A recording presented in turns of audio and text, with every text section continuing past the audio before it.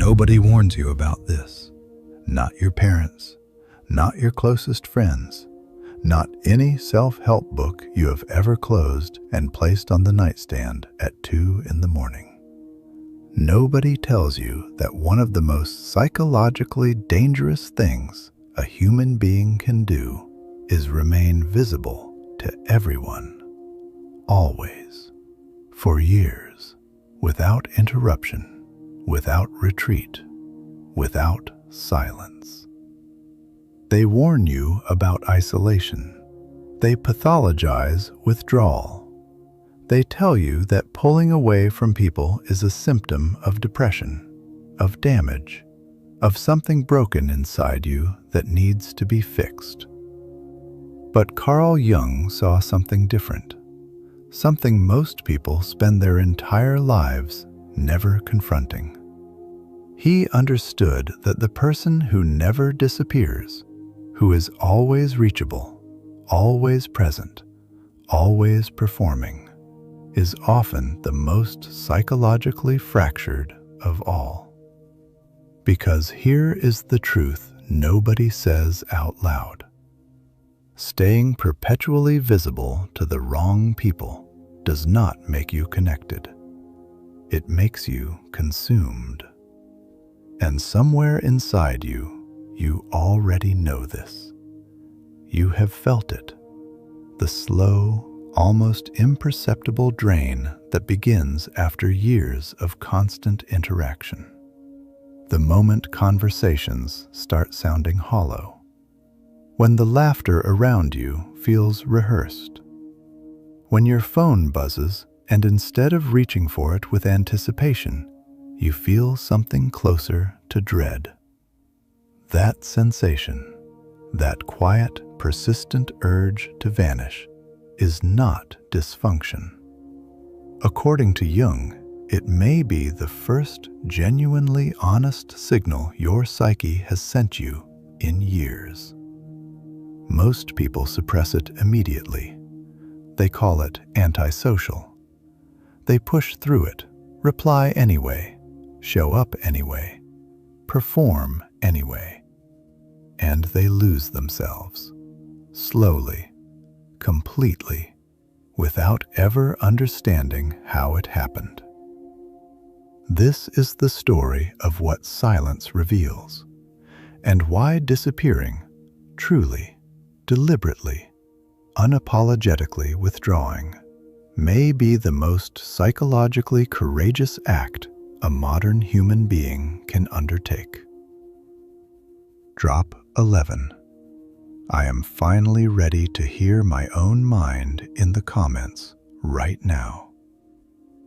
Carl Jung believed the human mind cannot hear itself clearly when surrounded by relentless noise. Not the noise of traffic or crowded rooms, but the deeper, more insidious noise of social performance. The constant hum of managing impressions, calibrating emotional availability, and maintaining the version of yourself that the people around you have come to rely upon. This noise is seductive. It feels like connection. It masquerades as relationship. But beneath the surface, something far more mechanical is operating.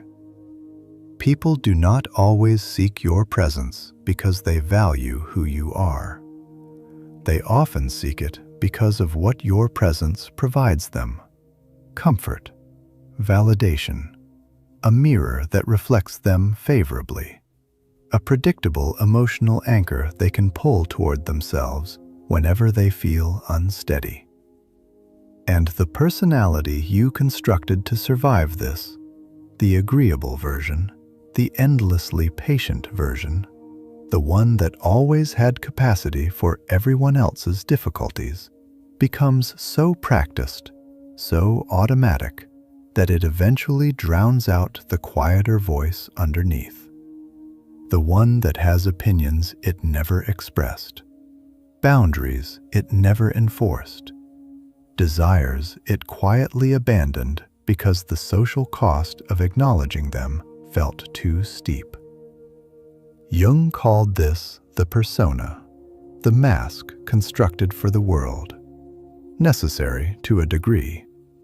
Every human being needs the capacity to adapt to social environments. But when the persona becomes permanent, when it stops being a tool and starts being a prison, the real self does not simply wait patiently beneath it.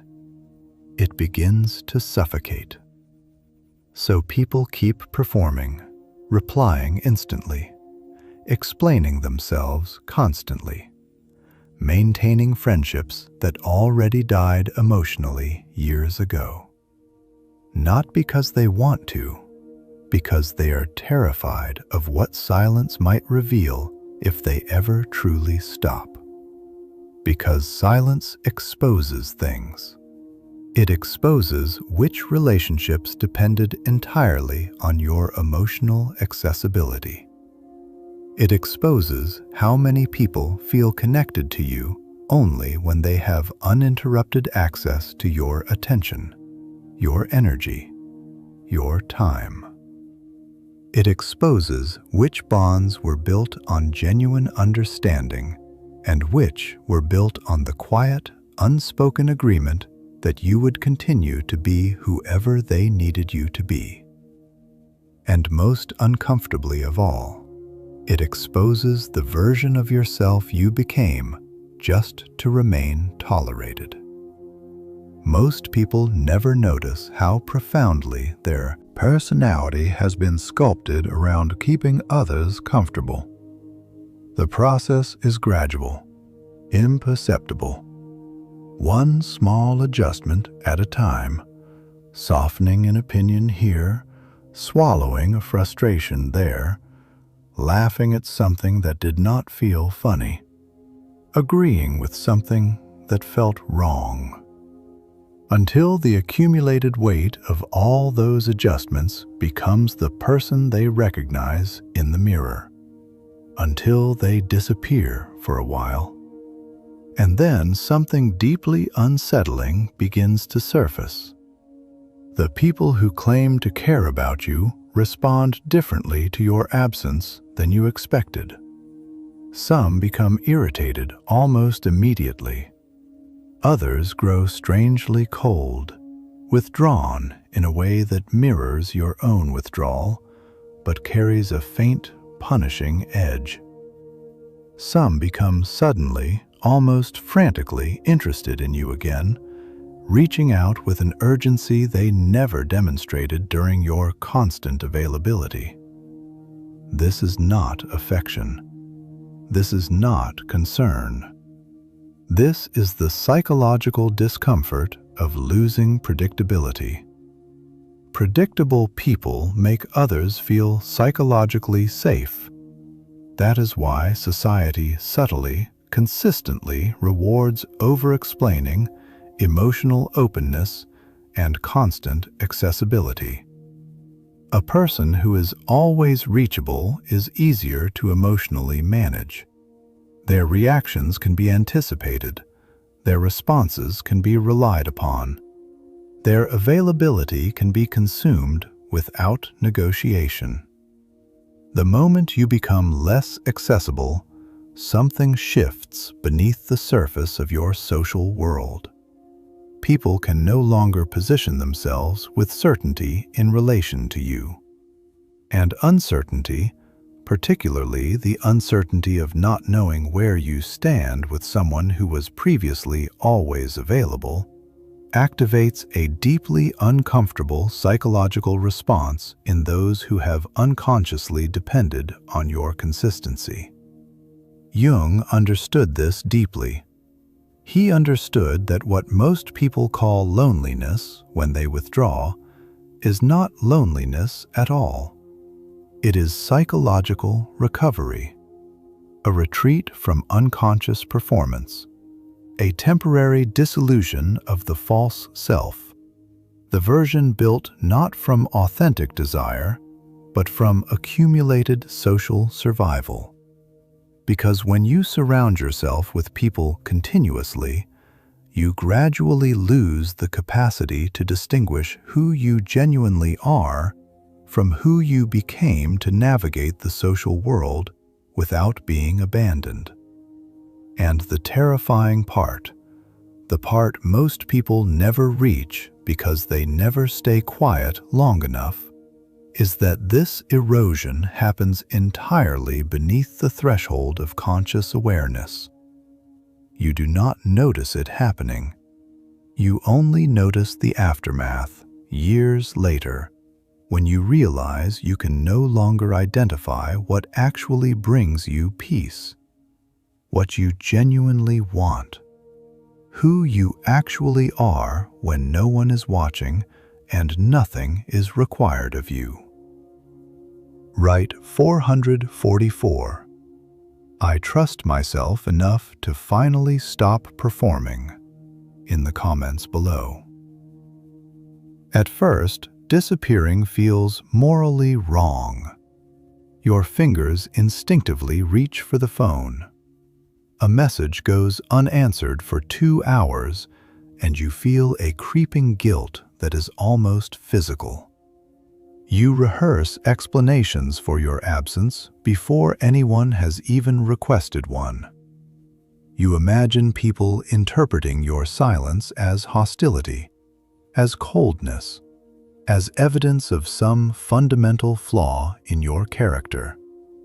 That reaction alone, that immediate, reflexive guilt, reveals how completely social conditioning has restructured your nervous system.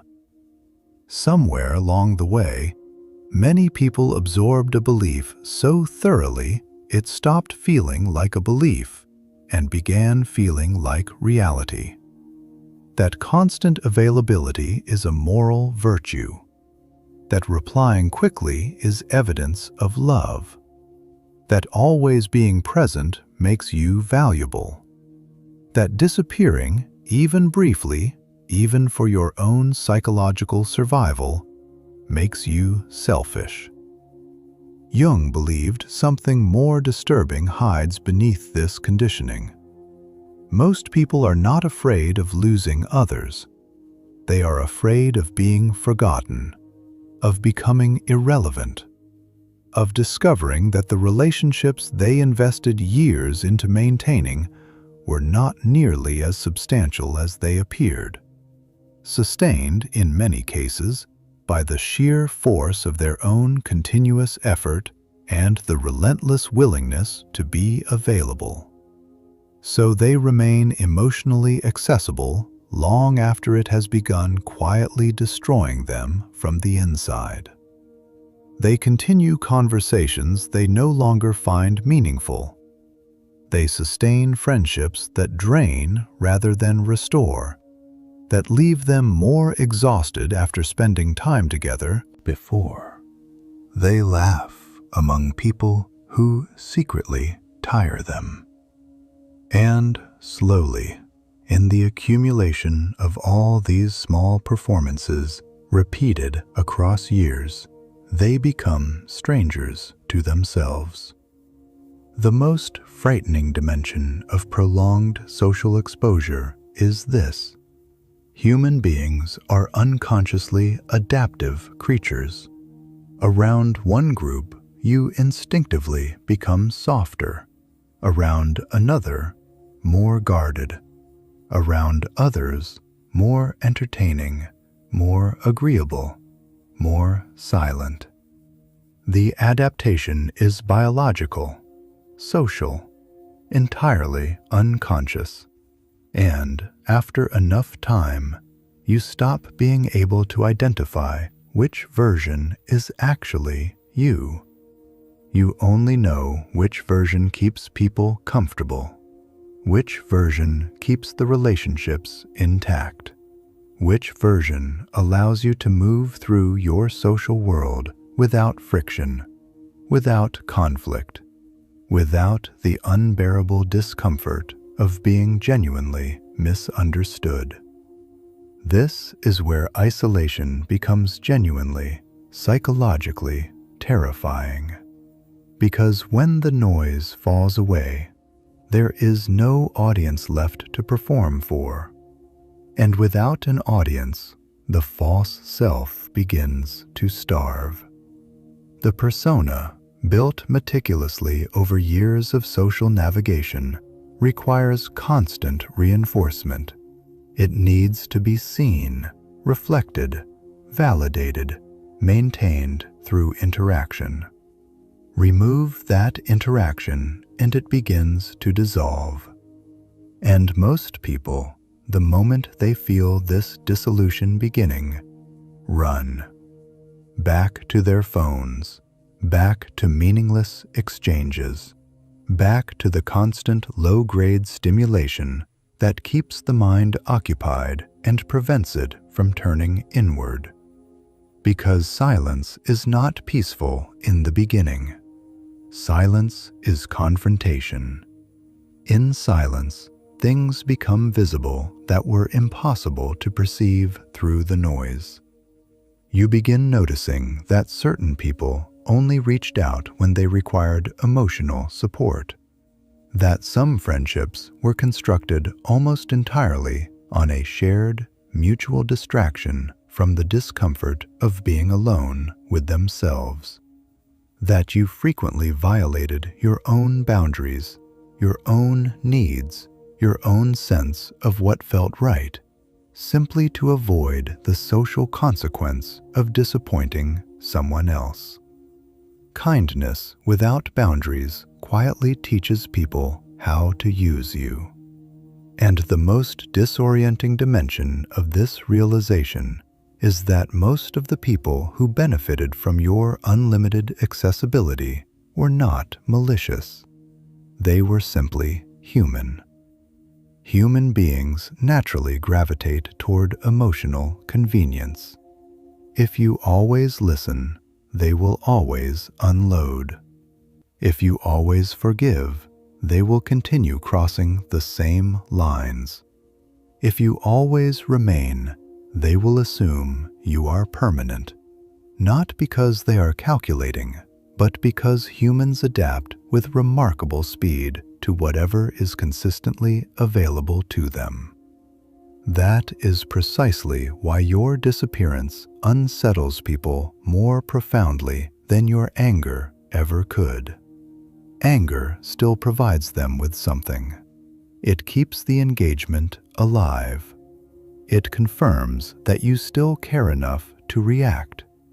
But silence removes all of that entirely. And it forces the people around you into an uncertainty they are not accustomed to experiencing in relation to you. Suddenly, they begin wondering, did something change? Are they pulling away? Did I do something wrong? But what truly disturbs them is not your physical absence. It is the emerging realization that your interior world, your thoughts, your attention, your emotional life may be continuing, even flourishing, without them positioned at the center of it. People frequently confuse emotional possession with genuine connection. They believe that frequent access signifies intimacy, that constant communication represents loyalty, that an immediate reply means love. But some of the most profound psychological bonds in human experience exist in silence, without performance, without maintenance, without the constant exchange of reassurance that signals the relationship is still intact. And when you disappear for a while, you begin, perhaps for the first time, to separate authentic connection from psychological dependency. That distinction changes everything. Because once you have seen it clearly, you cannot unsee it. Distance does something terrifying to human perception. It removes the emotional haze that constant exposure creates. Patterns begin emerging that were concealed in plain sight the entire time. You notice who only contacted you out of restlessness or boredom, who quietly competed with you, subtly undermining your confidence while presenting a surface of genuine support. And most disturbingly, you begin noticing with uncomfortable precision how frequently people punished you emotionally the moment you stopped behaving in the way they had come to expect. Not openly, not with honest communication. Psychologically, a drop in warmth, delayed responses carrying a faint edge, passive aggression cloaked in humor, subtle emotional unavailability deployed with precision to remind you that deviation from their expectations carries a cost. The human mind is extraordinarily sensitive to shifts in relational control.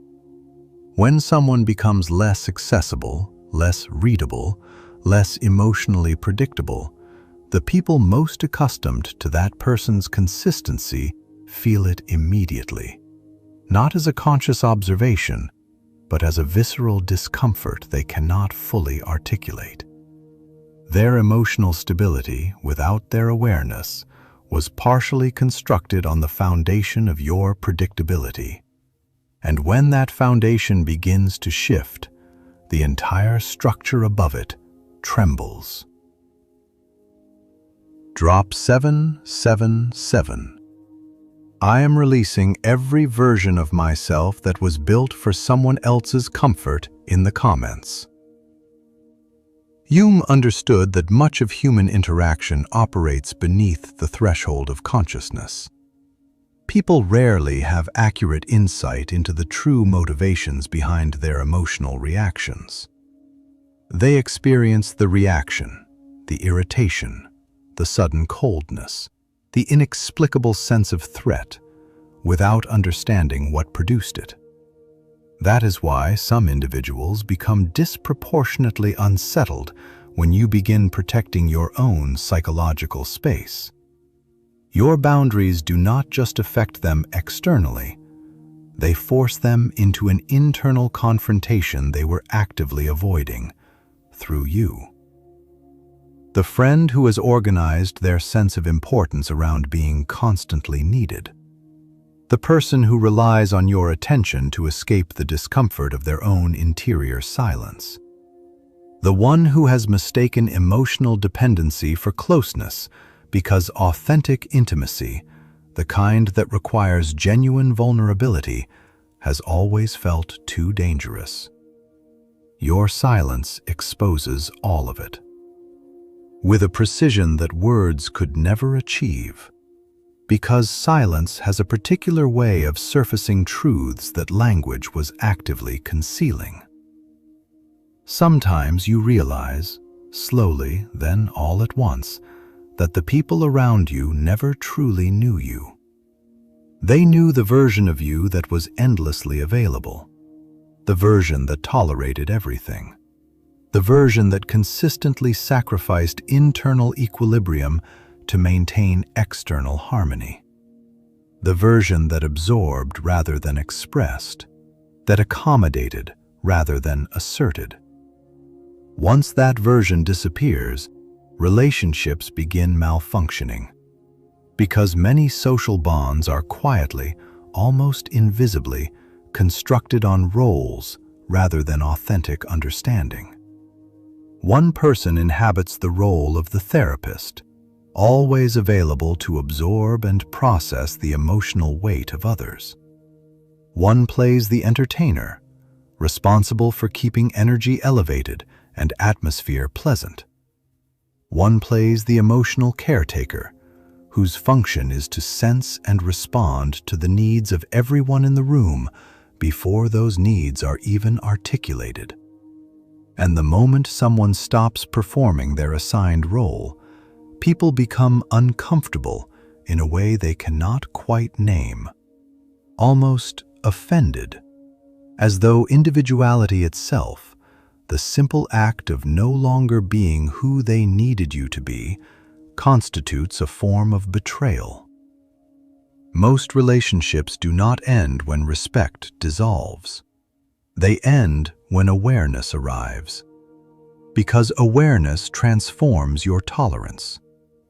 You stop romanticizing emotional imbalance. Stop rationalizing manipulative patterns. Stop investing energy in people who only recognize your value when you are easy to access. And strangely, paradoxically, the more genuinely comfortable you become with solitude, the more clearly you begin to perceive human nature. Not through bitterness, not through suspicion, through a kind of calm, detached understanding that was impossible to access while you were still submerged in the noise. You begin recognizing that many people are not emotionally connected to others in the way they believe themselves to be. They are connected through unconscious need, through the specific psychological functions other people serve for them. Validation, attention, security, distraction from the discomfort of being alone with their own thoughts. Once you perceive this clearly, ordinary conversations begin carrying an almost surreal quality, because beneath the surface of casual interaction, you start sensing the invisible psychological negotiations constantly in motion between people. Who is seeking approval? Who is maneuvering for dominance? Who fears abandonment and disguises that fear as indifference? Who harbors quiet resentment beneath a surface of warmth and accommodation? Most people never perceive these things because they never remain still and silent long enough to observe them. You begin understanding how thoroughly modern life is structured to keep people psychologically occupied at all times.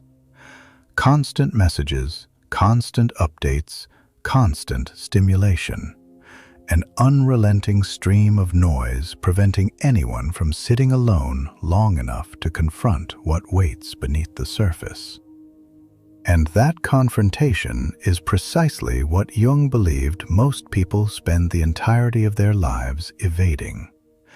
Because beneath the social personality, beneath the carefully maintained image, beneath the performance that has become so practiced it feels like identity, something far less comfortable waits. The shadow. Not evil, not darkness in any dramatic sense, simply rejected. The fragments of yourself you learned to bury in order to remain accepted. Your anger, your fierce ambition, your quiet envy, your exhaustion, your desire to simply vanish from everyone and everything without the obligation of an explanation. These are not pathological impulses. They are the most honest parts of the self. And they were buried not because they were wrong, but because the social world required their absence as the price of belonging. Suppression does not erase anything psychologically. It reroutes it, drives it deeper into the unconscious, where it continues operating without your awareness, shaping behavior, generating reactions you cannot trace to their source. This is why people who have spent years being agreeable suddenly fracture without warning. Why individuals become emotionally numb without being able to identify when or how the numbness began.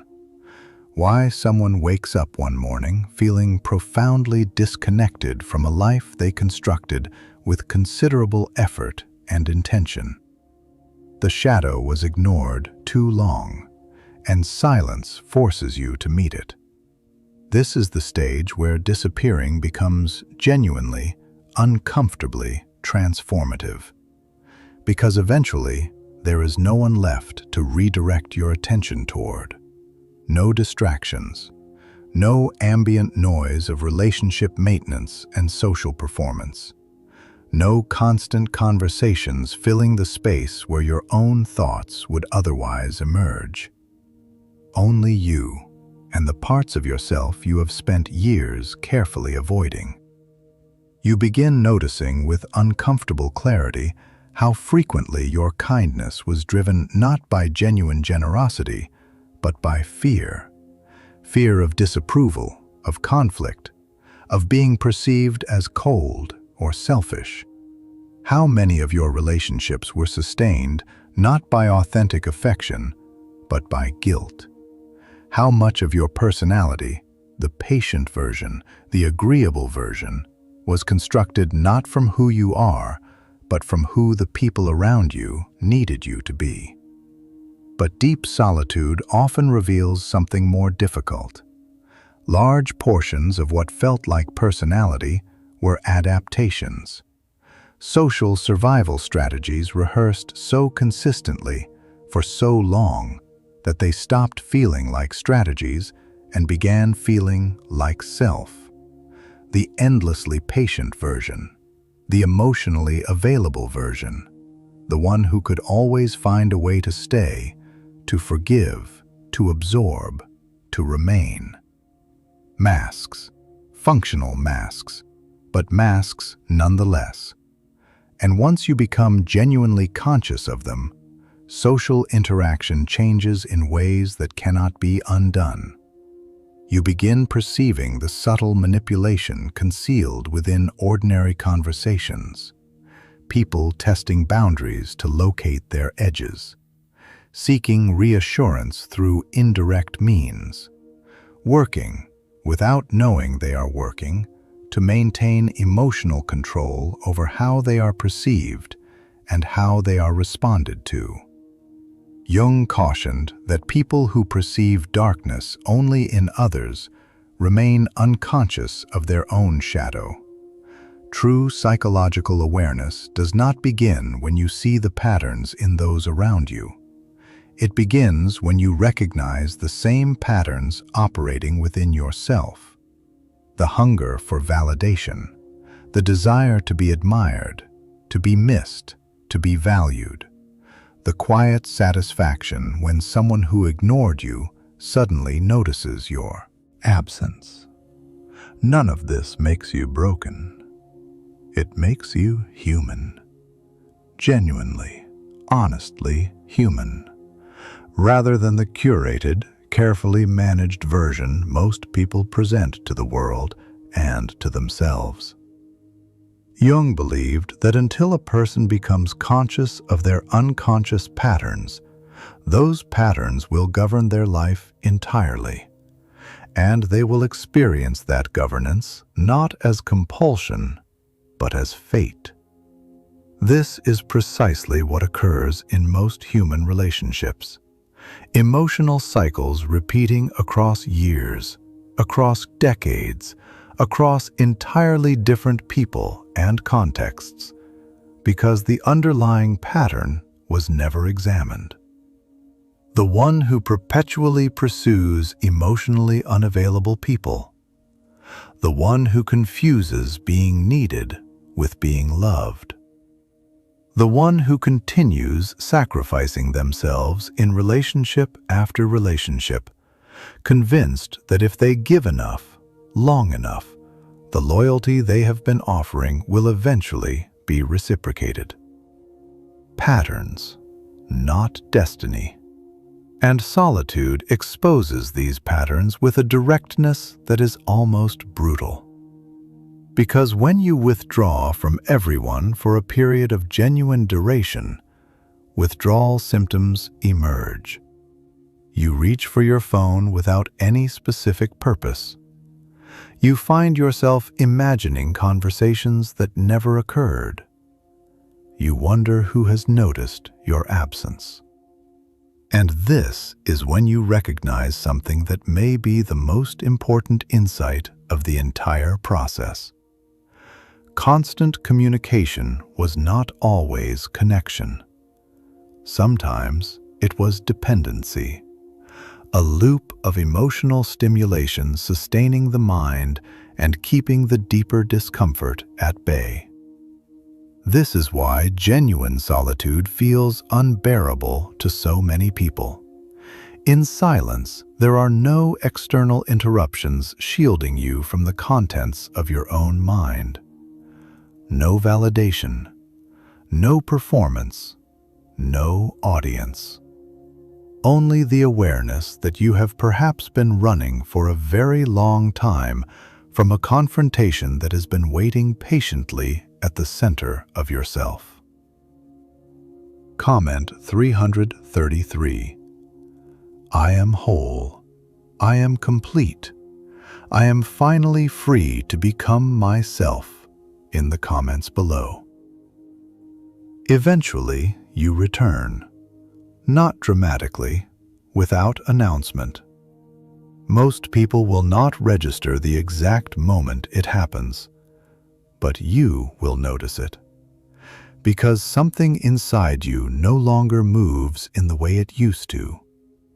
The old hunger for constant validation has quieted.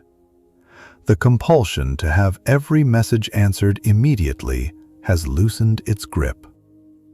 The sense of responsibility for maintaining every relationship, regardless of what it costs you, has begun to lift. And for the first time, perhaps, you understand the distinction between loneliness and solitude. Loneliness is the pain of being invisible to others. Solitude is the profound, almost sacred peace of finally being visible to yourself. Most people never arrive at that distinction. They spend their lives running from silence because silence removes the witnesses their identity depends upon. Without the constant reflection of other people's attention, they no longer know who they are. Remove the audience and the performance stops, and with it, the only sense of self they have ever known. When access disappears, reality surfaces. The people who only reached out when they needed emotional labor quietly cease to reach out. The ones who claimed connection but maintained it only through the convenience of your constant availability gradually stop making the effort genuine connection actually requires. And the ones who truly valued you, not the accessible version, not the functional version, not the version that served a particular psychological purpose, they remain, quietly, without demanding performance as the price of their regard. That recognition reorganizes the architecture of your relationships permanently. You become more deliberate, not from ego, from the clarity that comes when you have finally seen how many of your interactions were organized around unconscious emotional exchange rather than genuine understanding. You begin recognizing that some people love the sensation of access more than they love the person they are accessing. That many people who tell you they miss you are not missing you.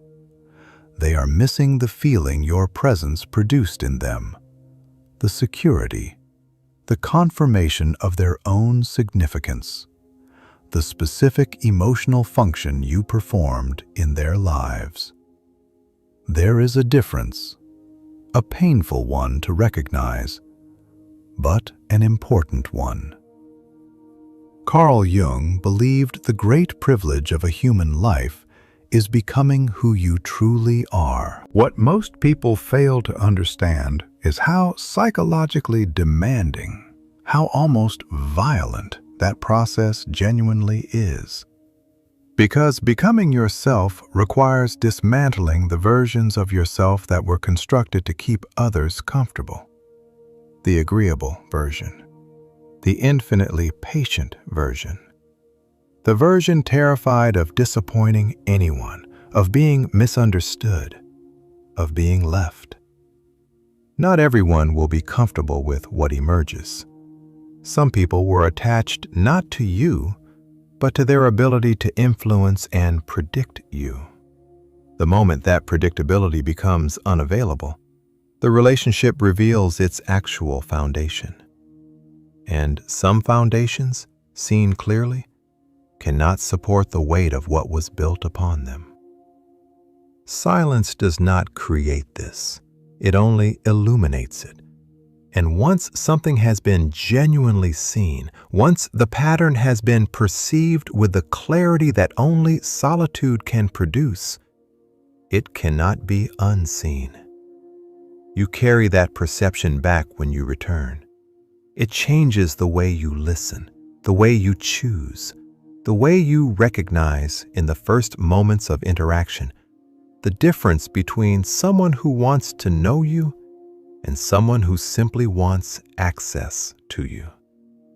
That distinction is everything. If you have ever felt the quiet, persistent pull toward disappearing, not from despair but from exhaustion, from the accumulated weight of constant performance, from the simple, profound need to hear your own thinking without the noise of everyone else's needs drowning it out, then you already understand what Jung spent a lifetime trying to articulate. The self cannot be found in the crowd. It cannot be recovered through more connection, more communication, more availability. It waits in the silence you have been running from, and it has been waiting patiently through every performance, every accommodation, every small and quiet sacrifice of authenticity, for the moment you finally become still enough to hear it. Disappear for a while, not forever, not dramatically, not to punish anyone or prove anything to anyone, simply to remember who was there before the world taught you to be someone else. Carl Jung, Philosophy.